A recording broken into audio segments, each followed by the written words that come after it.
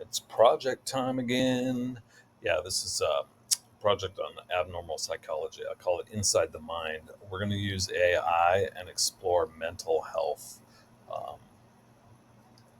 this is kind of lengthy here, but you can read this.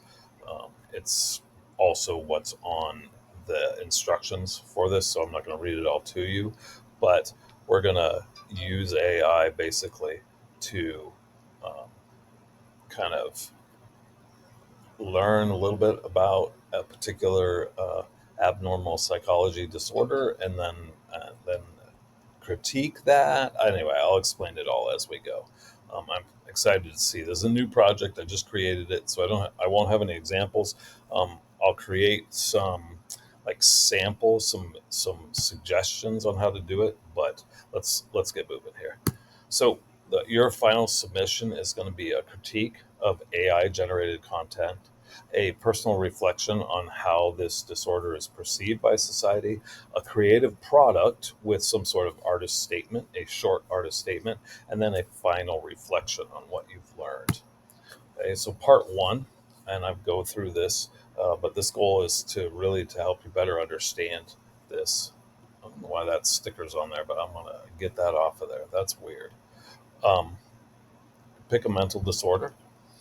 I've given you a list of the ones we've talked about in class. Choose one of those, or one that's not on the list. Just let me know. You're going to choose an AI platform and give it the prompt that I've listed for you on the instructions. It's basically three questions. You'll lump them together into a prompt.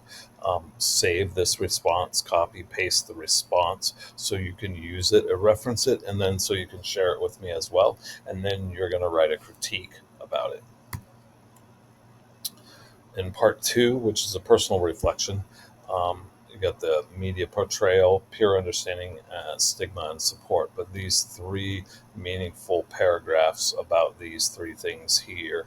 Um, I've given you an idea of what I want you to reflect on with some questions for each topic. Answer those in paragraph form, at least 4 complete sentences. It's going to be really important that you go through the instructions here as well, but I'm giving you kind of a brief overview here as we get started. Um, so for the creativity part three, this is like walking a mile in the shoes of somebody with this disorder. So I want you to think about what it might be like to walk in a mile in someone's shoes that's living with the issue that you've chosen to research, and then you're going to choose a creative way to express that. So again, the instructions outline it in detail, so that's where you'll get the gist of the information. And then the second part of that is a artist statement. Tell me why you created what you did, and I've got some guided questions here, but you should have a 3 paragraph explanation of why you chose to express yourself.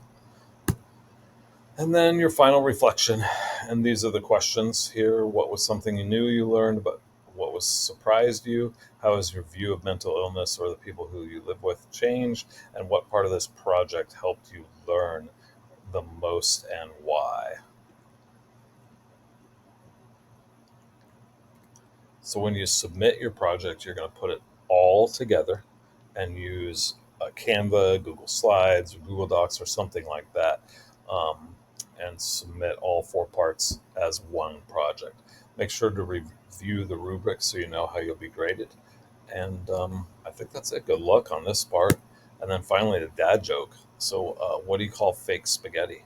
An impasta. Good luck.